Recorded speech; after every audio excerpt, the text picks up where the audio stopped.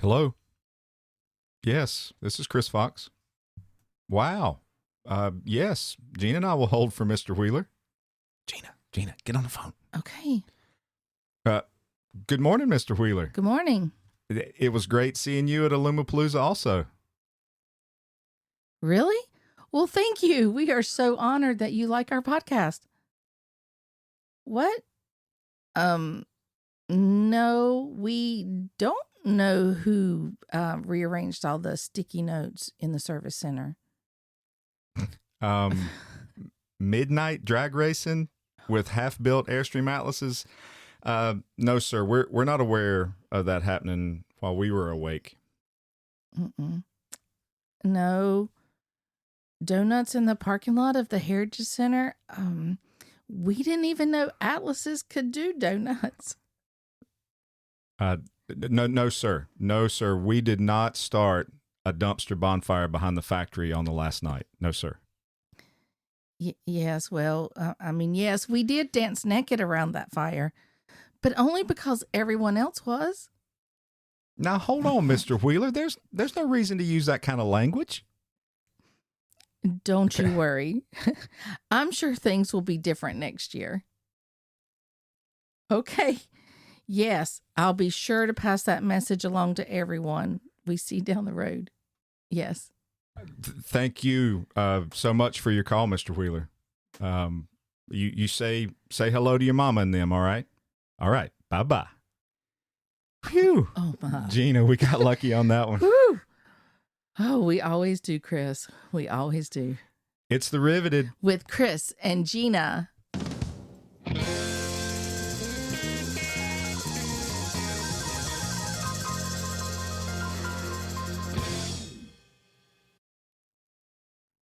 What a week, Gina. Man, this has been an awesome few days. Yeah, I just don't know how much more we can pack into these days.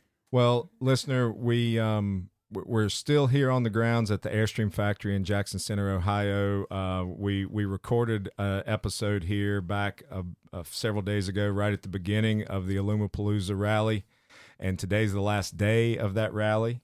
And you may not be listening to this for a while. It may not be like right now, but we just wanted you to know where we were because we think it's awesome that we are here at the mothership, visiting with friends and having some fun chats and recordings while we're here. It's cool here. having a mobile podcast studio that you can record wherever you are. Yeah, and it's beautiful Saturday afternoon, and we've got the organizers, the event creators, the chief cooks and bottle washers, and everything in between of the Alumapalooza rally events that have been going on now for a long time. They're going to tell us all about it and just about their Airstream lives.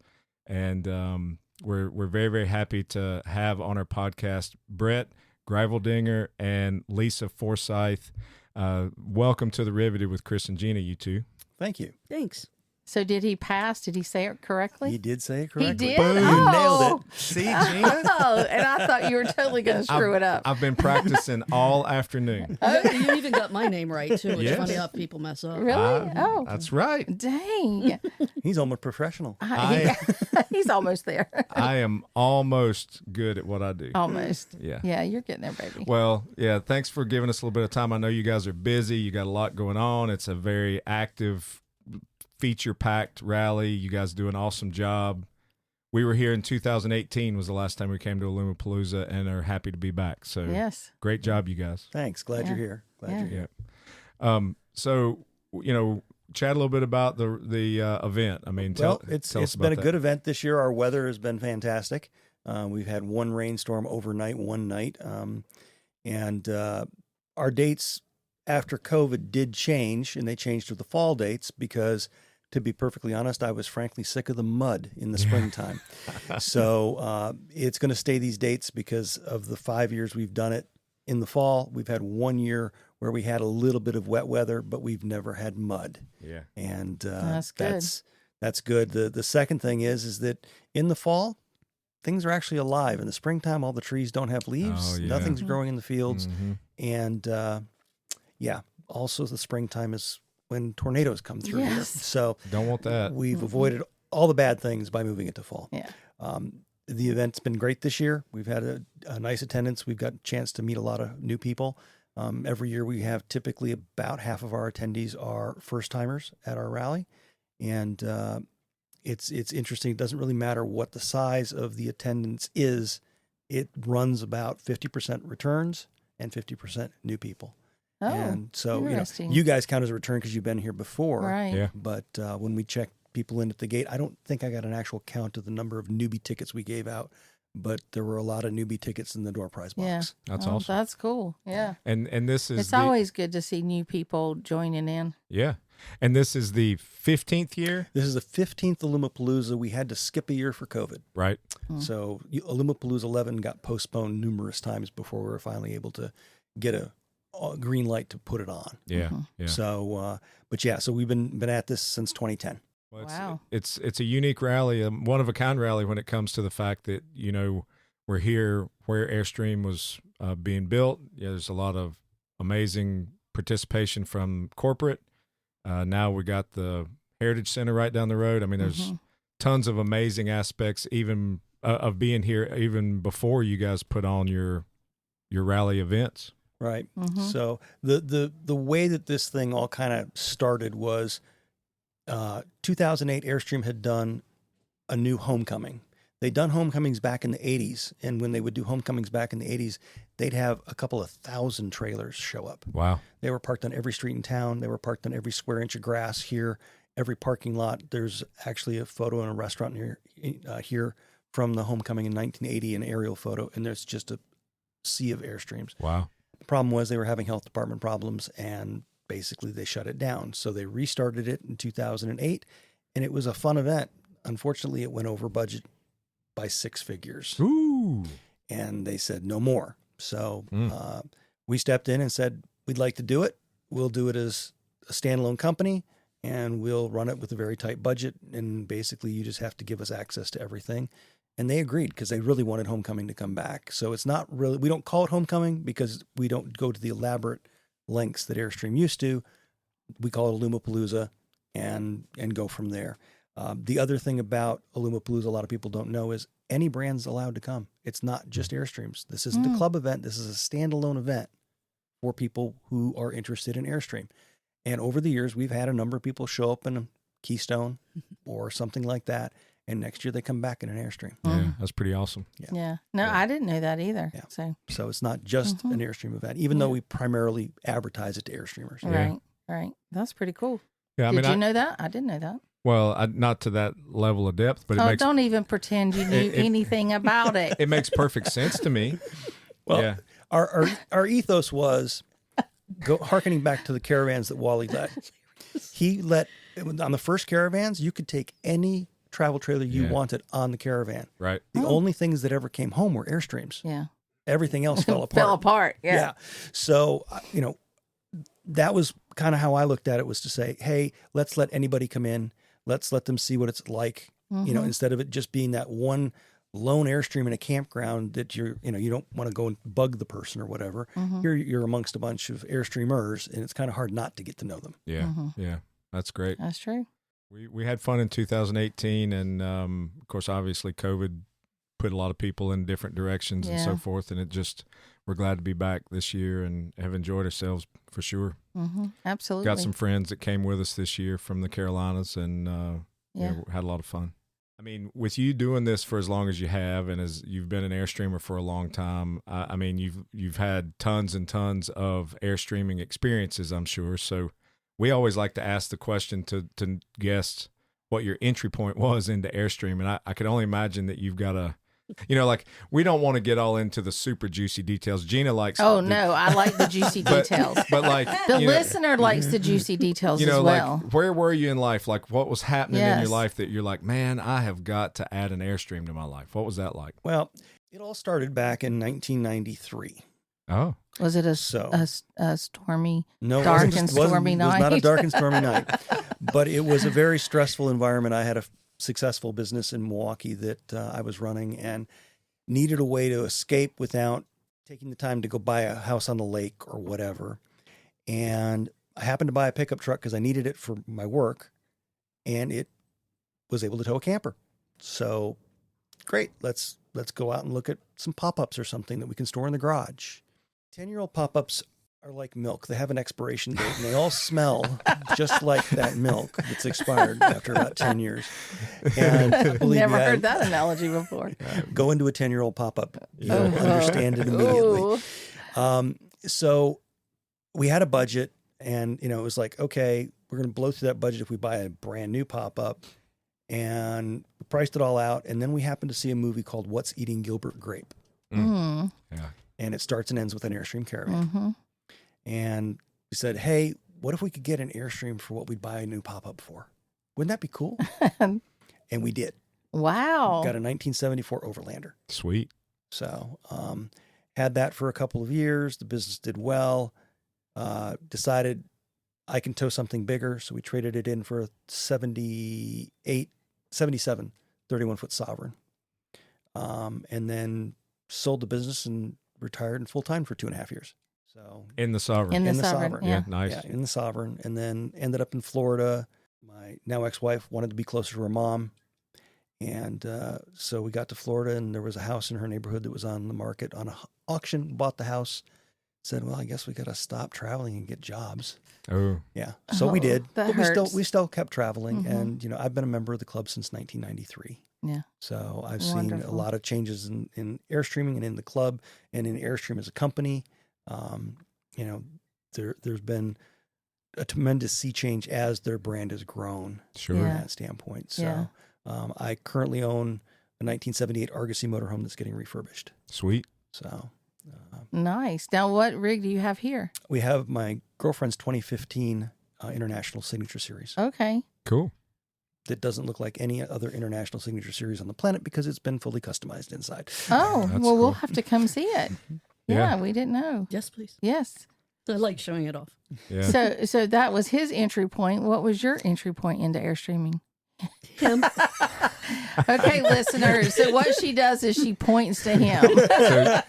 So he rubbed off on you, and then Oh, it was You- worse than that. yeah. Oh. Well, I mean, he took me camping in his Argosy before it'd been sent to the shop, and I enjoyed it, kind of. For then, my only experience in camping had been dreadful that I don't even want to talk about. Uh-oh. And we got back, and he said, "Well, what did you think?" And I said, "Yeah, I enjoyed it." He said, "Good," because that would have been a. Deal breaker. Oh. How about that?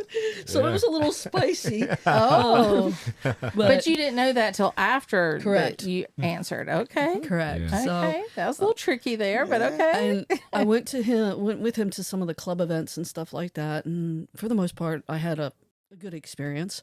Club was a little bit different back then, and I decided I want to join the club. Can't join the club unless you have an Airstream. So we found this beaten up Argosy.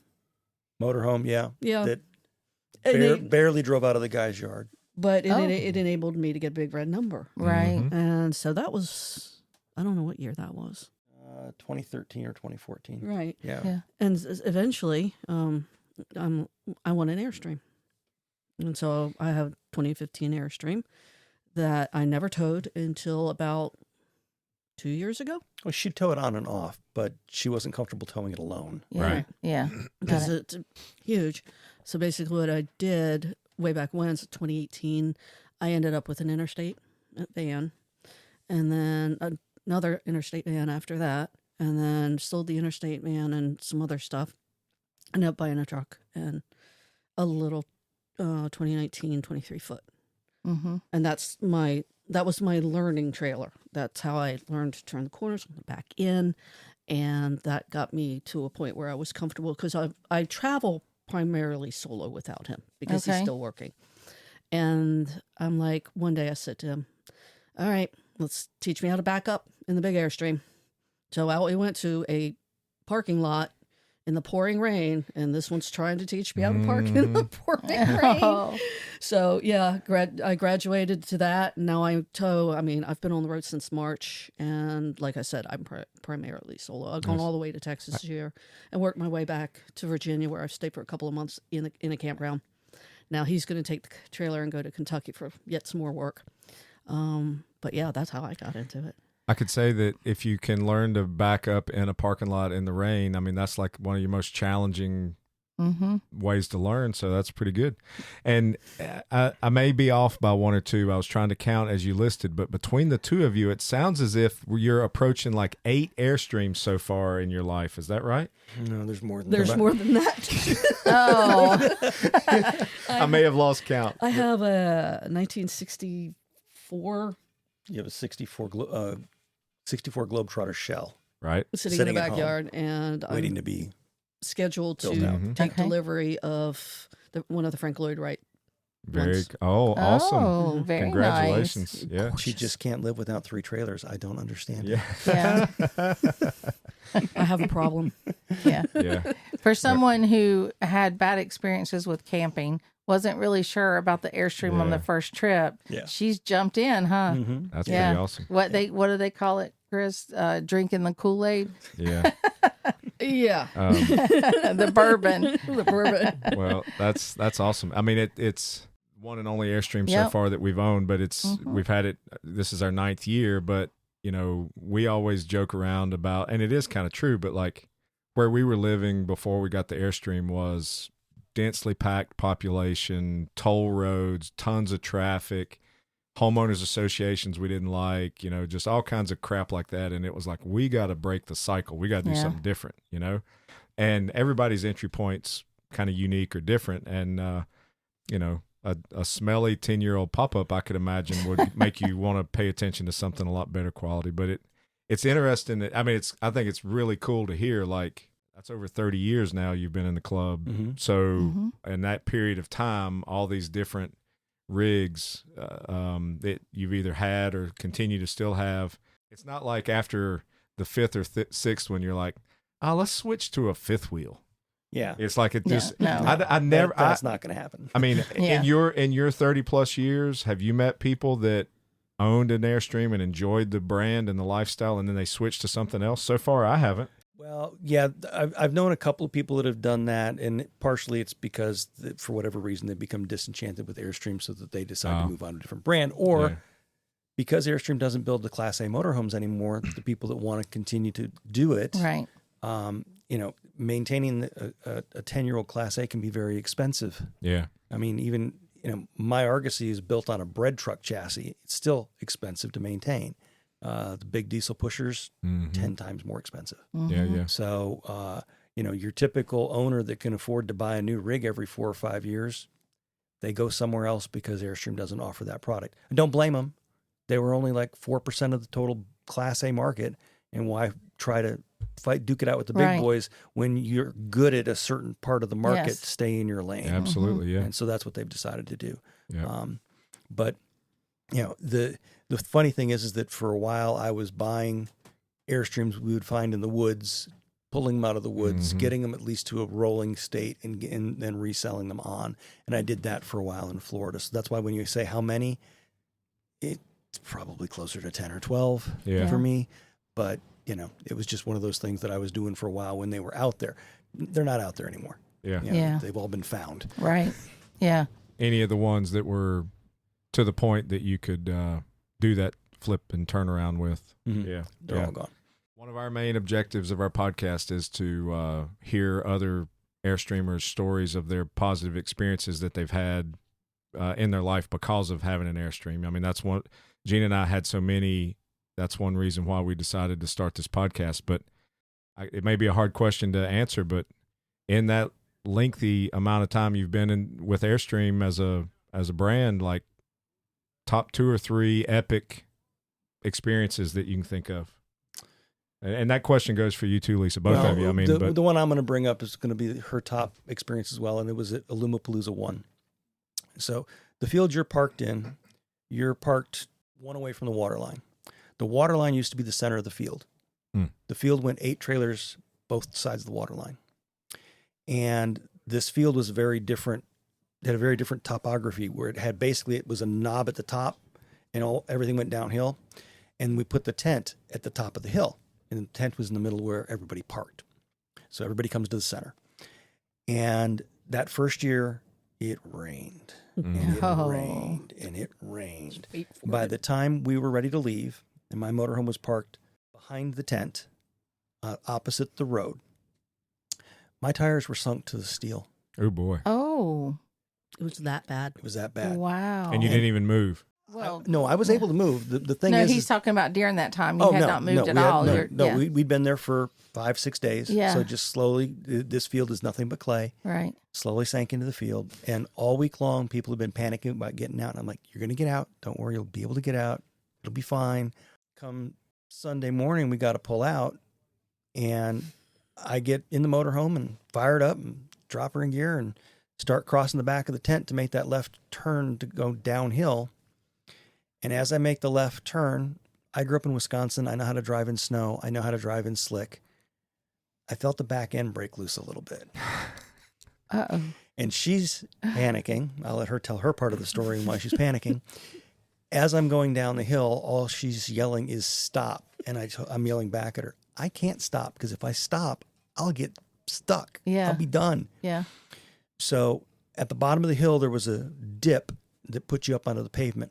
As soon as the front tires hit the pavement, hard left, and I popped the motorhome out of the ditch onto the pavement with a thud. In a slide, because there was lots of clay, so Yeah. it didn't tip, but it was like there was cheering, because it was like I was in a mud festival with my motorhome. It took me 2 hours of hosing the mud off in the Terraport to get all the mud off the bottom of it. Wow. But that was one of my most like, okay, I got to go for it and use every skill I got to get out of here moments. In the meantime, I'm in the kitchen. I've got my back up against the sink, and I am trying desperately to remain upright while wine comes crashing down all around me Oh, my and gracious. knives. I forgot to tie down the wine rack and put the knives away. And I'm like, would you please stop? And of course, I can't see what's going on. Yeah. Because I'm too busy trying to catch wine and avoiding flying knives. I've got such a really lousy memory, but that's one memory I will never forget. Oh, because I'm it was sure. So, it was wild. I must admit, I was scared because I'm not sure what he was doing. But once he got up on the pavement, I saw just the mud. I'm like, okay, you did good. And the trenches that were a good 8 or 9 inches deep. Yeah. Yeah. You had to from keep the going. From the dual rear wheels, yeah. Yeah. It almost sounds like a story straight out of the African caravan. Or something. Yeah, it kind of does. I don't know that they had wine bottles and knives flying everywhere, but yeah. Wow. Depends. Some of those tribes were pretty wild. Yeah, I bet. That's crazy. The Well, wine was very important to grab. I don't know about your knives, but don't as think long we as they had a didn't stab you breakage. with one. No, we didn't break We didn't have a anything. breakage. Okay, you did good then. Yeah, we Did got good. lucky. She did Yeah. and just think Yeah. that was And you didn't lose an appendage or anything while you were doing it. I lost my sanity for a moment or two, but here you go. Yeah. and that was Alumapalooza 1, and so like 5 days of rain, mud bog to get out, and you're just like, let's do this again next year. Yeah.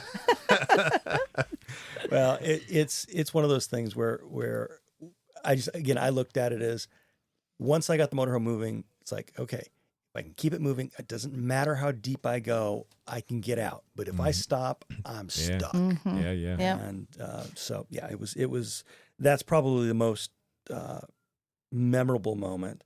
I mean, I've been able to camp in some really, really cool places. It doesn't exist anymore. It was a beachfront campground, and being in a motorhome, I was able to get what they call a beachfront site, where they actually put planks down and you drive the motorhome Oh, out that's onto the nice. planks onto the soft sand, Wow.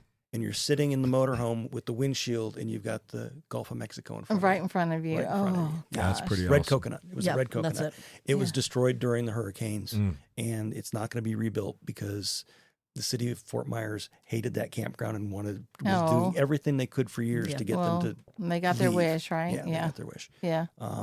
And the other really, really memorable camping spot was the Argosy has a bedroom much like your trailer does, where you've got the wraparound windows around the bed. And there was a state park somewhere in Texas where I was parked basically on flat rock, and the flat rock sloped down, and that's where the river was. And I was like 4 feet away from a river Wow. that night, just for one night. Yeah. But it was so peaceful. Yeah.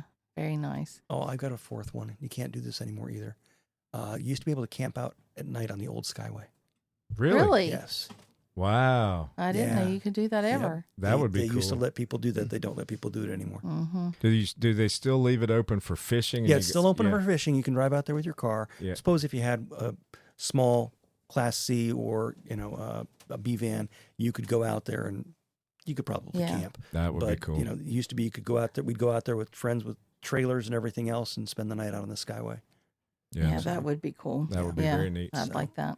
We love those unique parking locations. Yes. The kind of rally, like what we're doing here, or even the rallies where you park on the streets in a little cool, quaint town, and little just anything different. We small, like different small gatherings where we're all just parked in a unique spot because we don't weigh a ton. We're no slide outs. We can park in some tight little stealthy areas and so forth, and we really enjoy that about our Airstreaming lives.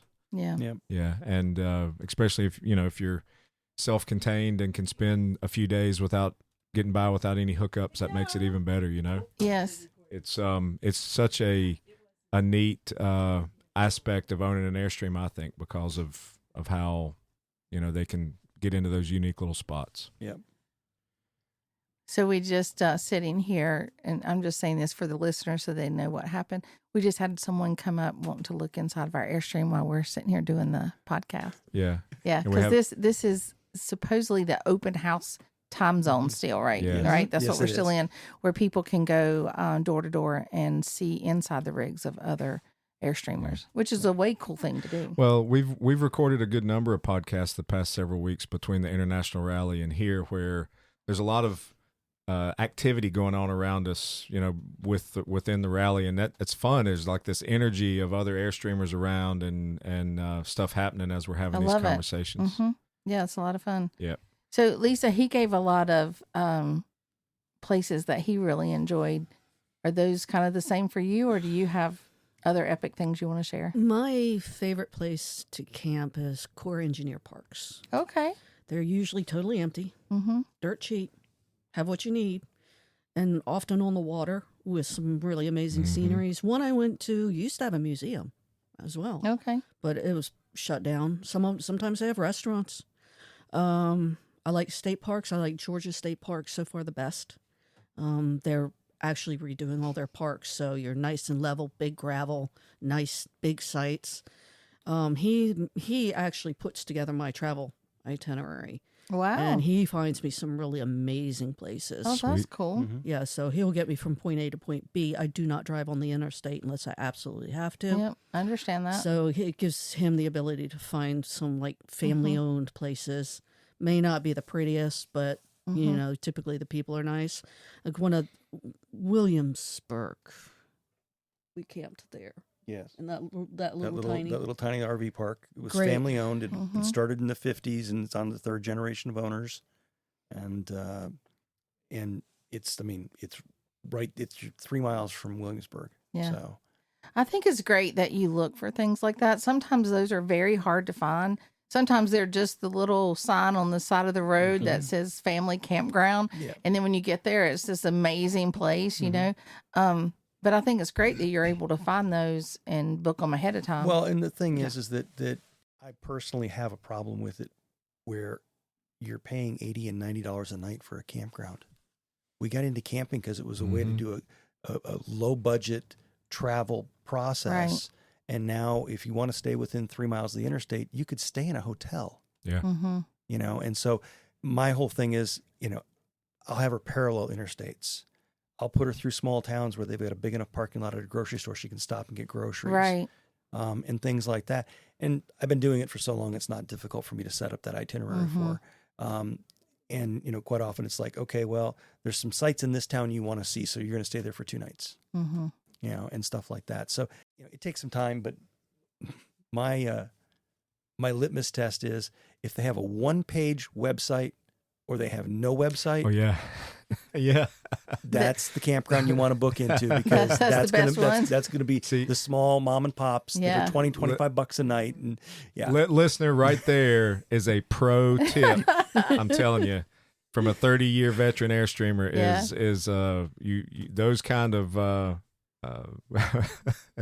telltale signs that you've got a good park there. They're writing you a paper receipt. Right. Yeah, Oh, yeah, exactly. yes. And you have to pay cash. Yes, we have been to those campgrounds. Mhm. Yep. Yeah. And usually they're very delightful campgrounds, and especially if you're doing a point-A-to-point B trip, you don't need a KOA. Mm-hmm. You don't need all the amenities. You need a place to park that's quiet, that you're going to get a good night's sleep and has good water pressure Yeah, yeah, Right. yeah. and good power. And Right. the thing is, I travel by myself, so my safety is a priority. Absolutely. You know, so he's very particular about where he puts me. I tend to not stay at a campground that's got a lot of monthly folks in Yeah. it because I don't feel safe. Right. Yep. Really? Yeah, I just don't Okay. feel safe. Yeah. You know, Yeah, from Well, a lot of that could be workers, coming into Mhm. town for jobs or And whatever. that's Yeah. and I've And you run can tell the that difference. in the oil patch areas Yeah. and stuff where you call a campground, they go, and we have nothing. We're booked for months. Yes. And it's because all the workers are taking all the sites. Yeah. Yeah. And you find that a lot in Florida, I know. In the Yeah, wintertime, Yeah. it's really hard to find sites in Florida Yes. because Yeah. all the snowbirds come down and they book for 3 months. Yeah. Mhm. One final question before we start wrapping up here is the last time we hung out with you guys was in 2022 right here in Jackson Center when they had the grand opening of the Heritage Center and the started offering tours at the new factory and stuff like that. Right. So anybody that we knew was at that event, like we were, we just like to ask, like, tell us a little about your thoughts on that. Like how did that impact you? How did you feel being part of that, kind of close, small, intimate group of Airstreamers that enjoyed that basically one of a kind, event that weekend? Mm-hmm. It was very interesting to see happen because of my involvement with the brand. At the time, I was still the marketing director for Airstream Life magazine as well. So I was there representing R&B Events, which is the company that puts on Alumapalooza. Plus, I was repping for the magazine. And having been involved with the brand for, I cannot tell you how many years Molly talked about opening a museum. Mm-hmm. Yeah. And so it was really cool to see it finally happen. Yeah. Went through the museum yesterday, and the number of units they've got and the number of displays they've got now is double what it was And the back changes they've And the already then. And the made. changes, Yes. they're major changes already, and for the better, in my opinion. I Yeah. think it gives a more complete picture of the brand. Unfortunately, they're still stopping in 1981, I think, is what the funeral coach is. So, I love that one. yes. I just love that one. You've heard our episode about, well, maybe you haven't, but hopefully the listeners heard our episode about Millie's unicorn.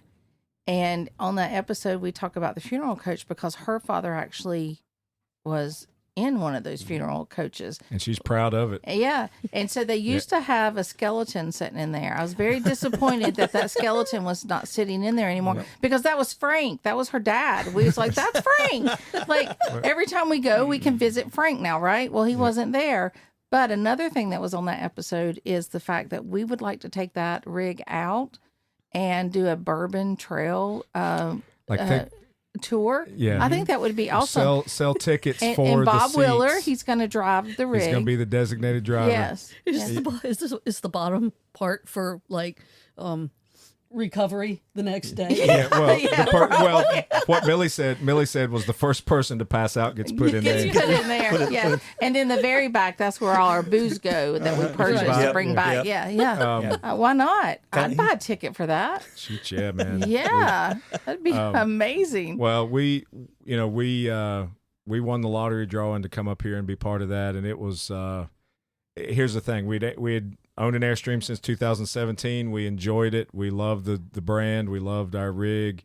But when we came up for that event, and obviously knew that it was a unique event, saw that Heritage Center, saw the brand new factory, the whole 9 yards, it changed our perspective of knowing that we were part of something that was really, really cool with this Airstream community. Yeah. And it was a lot of fun for us. And Well, I think at that point is when I'm speaking for me. I don't know about Chris, but that I realized the impact that Wally and the Airstream brand made on across the board on RVing, and that hit me really hard, understanding that. I did not understand that until then. and to see a state-of-the-art factory, top quality products being produced and built, and then seeing the history of the brand from back, in the 40s, 50s, 60s, and what they were doing then to make it what it is today. It just came full circle for us. So Absolutely. it was such a wonderful experience that we had there, and enjoyed the parties with you guys too that weekend. Yeah, that was was a lot of fun. That was fun. Yep. You had a great time. Well, I think I had even a greater time. yeah. Well, speaking of parties, it's getting close to happy hour time, and it's the last evening of the rally. We've got to celebrate. Thank you for giving us a little bit of time to chat on our podcast, and great job putting this event on as always. Thanks for doing all that. Thank you for having us on. Thanks for bringing in Ancy tonight. I'm very excited. Yeah. Ancy has been on our podcast as well, and we're very excited to be with him tonight. Yeah, it's going to be a big time. And listener, if you're hearing this and you've never come to an Alumapalooza, put it on your calendar because it is an amazing Airstream event. And just one you don't want to miss. So yeah, it's so much fun being here. And thank you guys again for putting this on and coming to sit with us today. Yep. Glad to do it. Thank you. Thank you. We'll see you down the road. So, Chris, let's give our listener kind of a little recap of Alumapalooza and what we did there. I think that's a great idea. Well, thank you. I have those ideas every once in a while, you know. Yep. The great ones. Do a little deep dive recap. Recap. So the thing that is cool about our Alumapalooza this year, I think, is we got to go in early. Yes, because of International. Right. So Alumapalooza offered this deal where if you were at the Airstream Club International Rally in York, Pennsylvania, and you showed them that you were at that rally, they let you come in for free a few days early. And this is over the weekend before Labor Day was when we. Well, it was Labor Day weekend. Or Labor Day, yeah. Yes, Labor Day and weekend. so that's really why they opened that up, because they figured it would probably be hard for people to find somewhere to go, to stay just because of everything being busy that weekend. So they opened up the facility for us. Yeah, so we got there on Saturday afternoon, all Saturday evening, Sunday, and then Labor Day Monday. Those 3 days, we were just chilling out, boondocking in the grass field behind the Airstream factory. There was quite a few of us there that came from International. I'd say about a dozen rigs or so. And, easy. Yeah, and then the volunteers. And then the volunteers, yeah. So just lay of the land, so you understand, is, Jackson Center, the new travel trailer plant that they built several years ago is about a mile down the road from where Alumapalooza is held. So it is held. It's at the old manufacturing plant. Right, at the factory that now builds the Atlas and Interstate motor coaches. It used to be the old travel trailer plant. So behind that plant is this huge grass field. Where we all camp. And then that's where we're all hanging out for the weekend. Mm-hmm. And had a big time. They put the tent up on Sunday, and then I think... We did a cookout on Monday. Right. For all of us that were there, which was really cool. Yeah, so the Alumapalooza didn't really start until Tuesday. Correct. The second, the day after. Right. That was supposed to be the original... arrival date or the arrival date. And let's just say that Alumapalooza technically started at about 5:30 a.m. because maybe even before that, because that's when this low hum noise starts to come out of the back of the Airstream factory. Well, yes, that's their what is it? Their vacuum for all the dust and everything that's flying in the air is to protect the employees. So it's a great thing. But like at 5:15, 5:20, I don't know what time it is. All of a sudden, we're hearing this, and it's continuous, nonstop. It's kind of like white noise, except it's not. It really wasn't that bad. And then obviously the factory opens at 6 a.m. or they start work at 6 a.m. So before that, I mean, there's a lot of happenings going on. A lot of things. And so but their days end around 3:30. Yeah. 3 or 3:30, something like that. Yeah. So anyway, we waking up on Tuesday morning and the factory clipping right along, and then anyway, that's kind of what it's like to camp behind a major factory. It wasn't bad. Early mornings. Yeah. So we went to Alumapalooza the first time in 2018, and we were in that same field, but we were all the way down at the end of that field by the fence line. And we didn't hear the noise as much Wasn't as bad. down there, just because we were on the opposite side of the building. But again, the noise, it's nothing. It really is nothing. Yeah. We're just picking on it because we can. And the one really cool thing that we like this year compared to going in 2018, obviously, is all the tours and especially having the Heritage Center accessible to you right down the road. That was great. Big change from years past having that available. So they do a wonderful group tour in the travel trailer plant. We did that on Tuesday, and actually we were the first tour of Alumapalooza that day. Yes. Now there's no pictures allowed in there, but once you're finished, you can go up onto this little top level where there's this huge glass wall, and we'll post pictures and stuff of this in our blog, but you can look down into the factory floor and you can take pictures from there. So we'll be sure to post some of that for you to see. So we did that, and then of course you're hanging out there. They got this awesome coffee shop right there in the lobby, and little bakery. They've got some little food items. Airstream Supply Company store is right there, right in the front of the Heritage Center, and then right around the corner, what does it say there on the wall? It says "Welcome to the Mothership." To the mothership. Yeah, and so the Heritage Center's there. So on Tuesday, we didn't actually go into the Heritage Center. We spent a bunch of time in the Airstream Supply store. We did. We tried on shirts and sweatshirts and hats. And let's just say that was an overwhelming theme of the week for Gina and I. We spent several days milling around in that store. We did. Every time we were in there, the merchandising was slightly different. Yes. They were even rearranged. They put new stuff out. They had it in different places. And I think they were screwing with us. I think they were doing it on purpose. I think so. I think that they had cool shirts hanging in one place, and then they moved them. And then when we came back, we're like, oh, they got something new. Yeah. And it was just rearranged, right? But it's beautiful. No, it's beautiful. Happy hours are big at Alumapalooza. And the first happy hour on Tuesday night was kind of like the meet and greet kind of happy hour for everybody that was in attendance, especially those that didn't arrive early and stuff like that. Right. And since it is a rally held at the Airstream factory, Airstream corporate participates in a big way. So that particular happy hour, we had Brian Melton, VP of Sales, hang out with us at happy hour and talk with us about the state of Airstream. Mm-hmm. And we got to do a Q&A with him and everything. And he actually told us as a group, he's like, well, how many of you were at International? And a good chunk of the people raised their hands. And he had done that talk at International. So instead of doing it again, he just kind of like opened it up for questions. And it was a really great session. It was.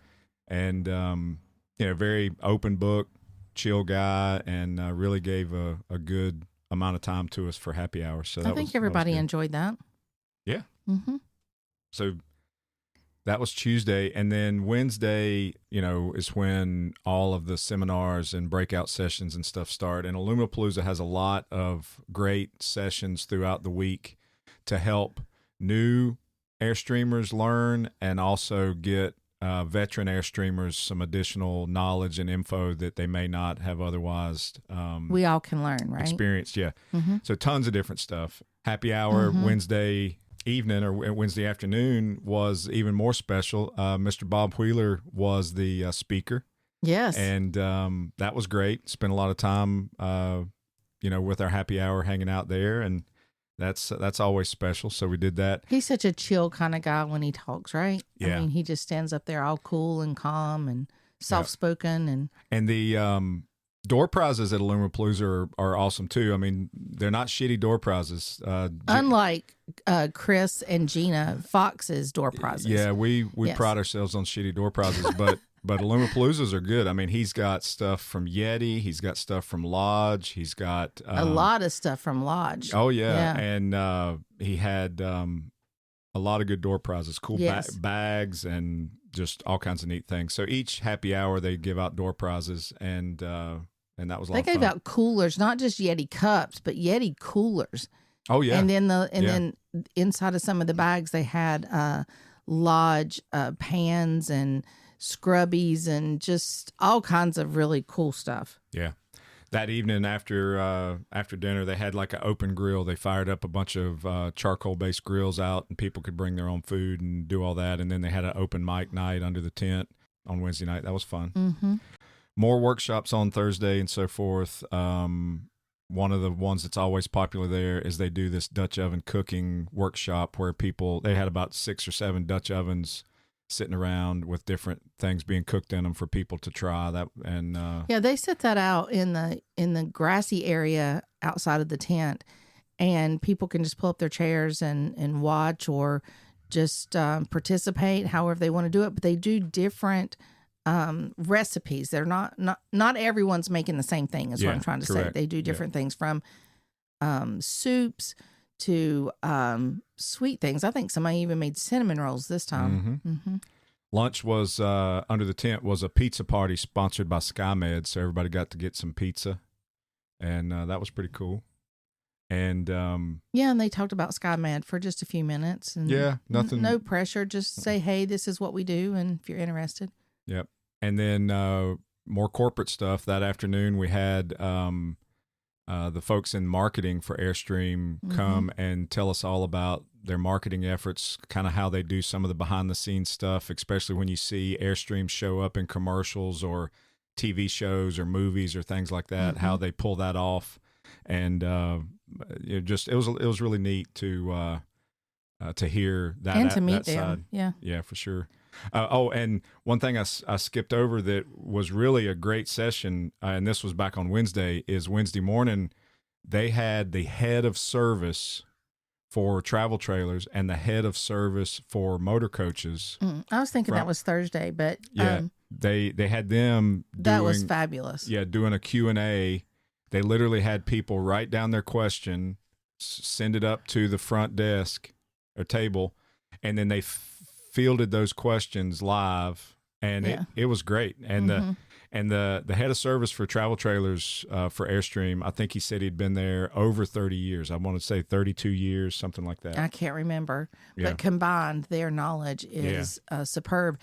Oh, we should go ahead and mention this part. So this is also cool about attending Alumapalooza is, the service center at the Airstream factory is very popular.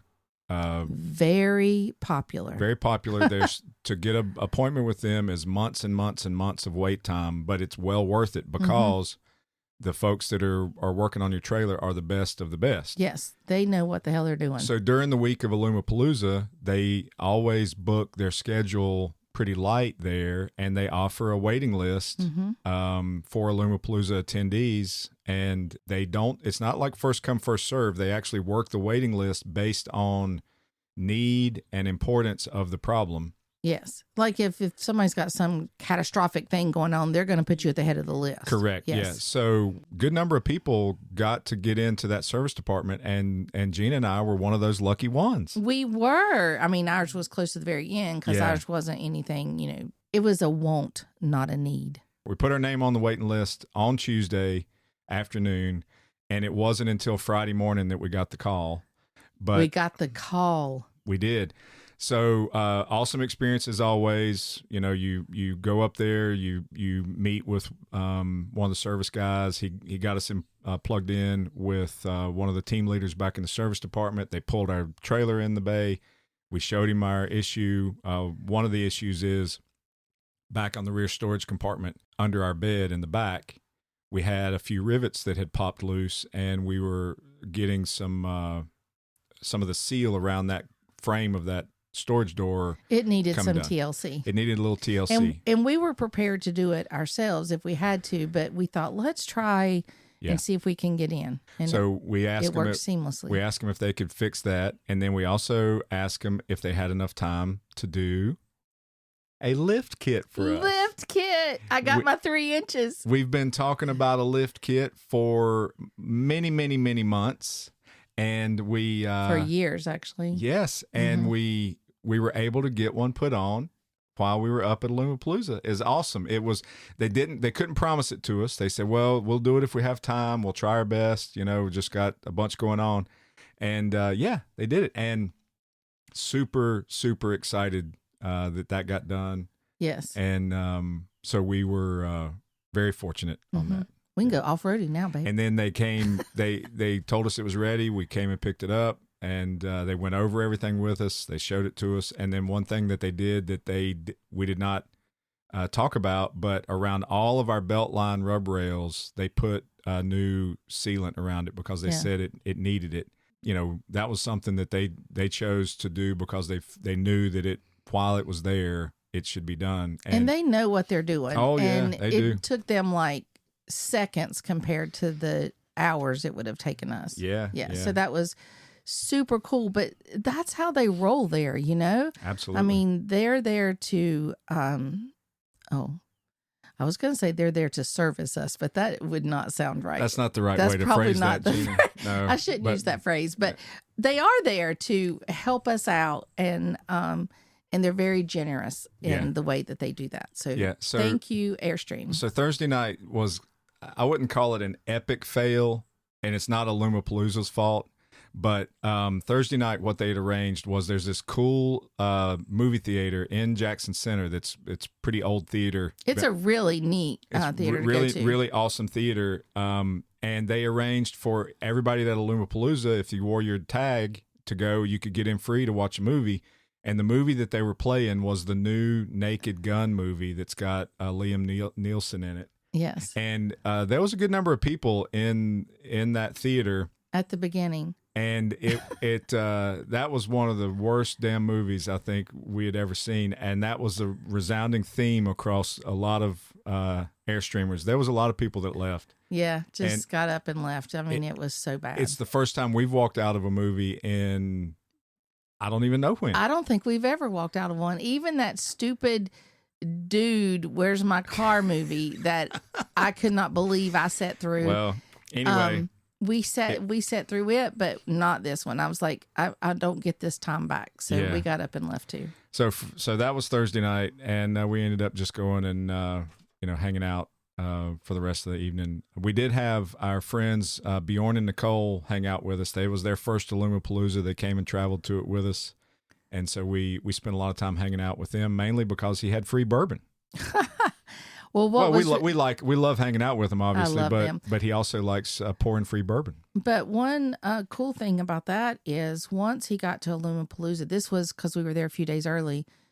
It was a smaller crowd, and we were all just kind of sitting around talking and hanging out. And once they found out what Bjorn did, they actually gave him a little time slot, like a little bourbon education seminar kind of thing. Yeah, I thought that was cool. So he had a Bourbon 101 kind of mini tasting seminar, impromptu put on the schedule, and it was well attended. It was. Unfortunately, we only got to stay for about a half of it because our rig was being serviced, and they gave us a call, and we had to go immediately to get it. Yep. Friday was when Gina and I also... That morning when we dropped our trailer off at the service center, it was pretty early in the morning, so we just left and drove down to get a coffee at the factory. We did.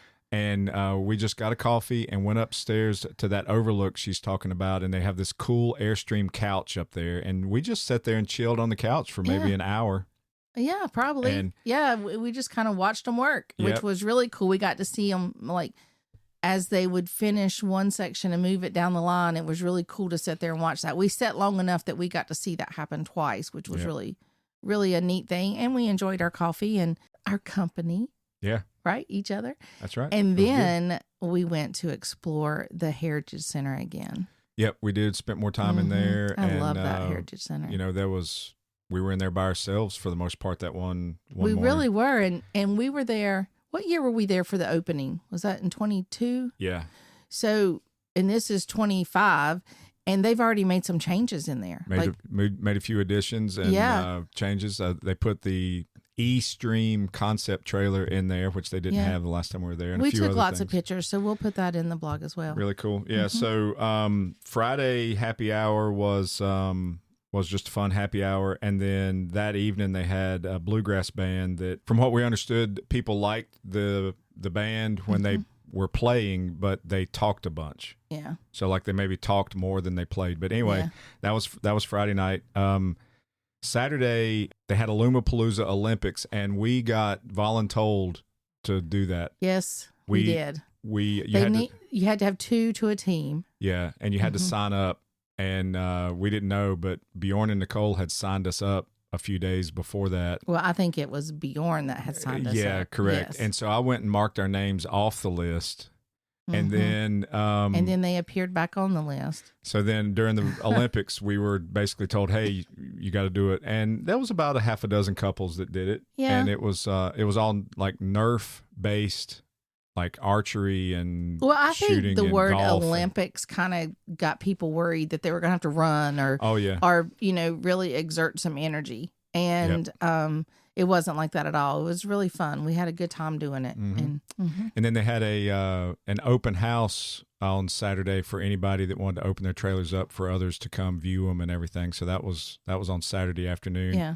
And we had one of the midnight flamingos there, which was the first time I got to see the inside of one of those. That was cool. Yeah. So during that open house time and on Saturday afternoon is when we recorded with Brett and Lisa, who you just listened to previously on this episode.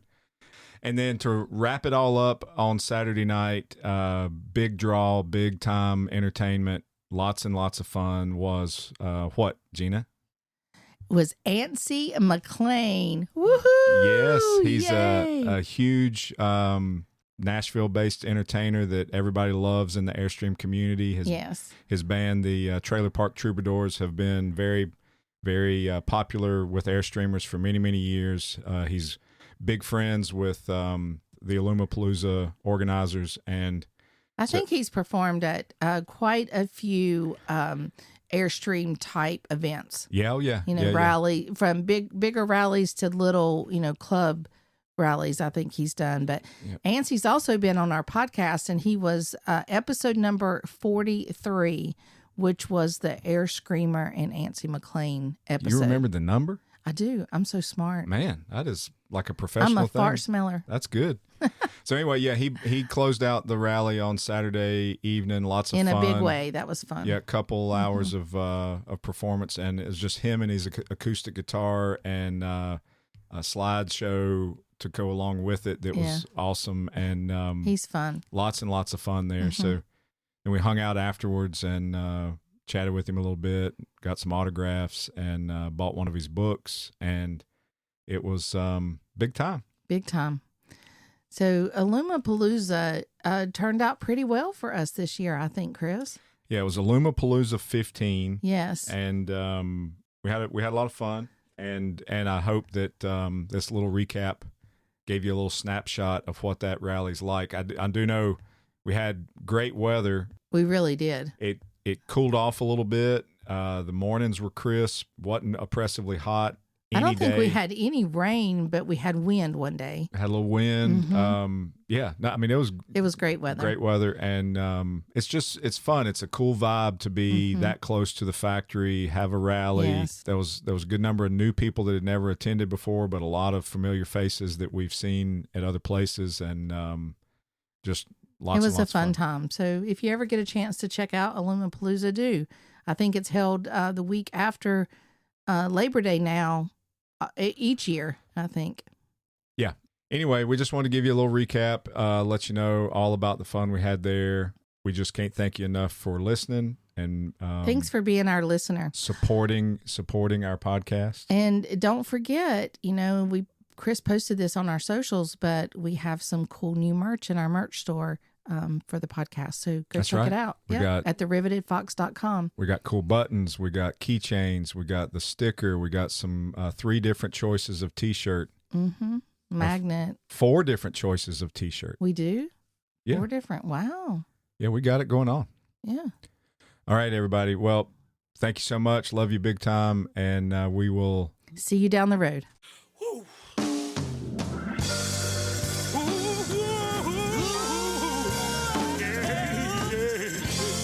We've come a long way, and I want to say goodbye because, we never say goodbye on a caravan, but we'll be seeing you down the road.